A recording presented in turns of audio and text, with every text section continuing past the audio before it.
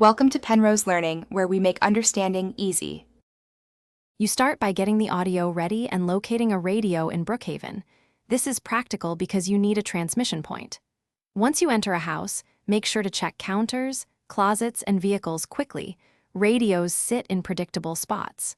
Prepare the song file or copy the Roblox audio ID into clipboard so you can paste it fast. Doing this first saves time, because once you start interacting with the radio, there's only a short window to input the source before others join or music resets. You now insert the song into the radio interface. This is the core action that restores playback.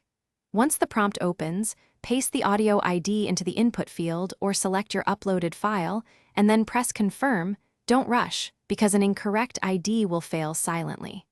Make sure to set the gain or volume. Low volume can sound like failure. If the game requests permissions or a vote, explain to nearby players so they approve quickly, and the track begins broadcasting to the area. You finish by verifying playback and handling common failures. This ensures the song truly returned.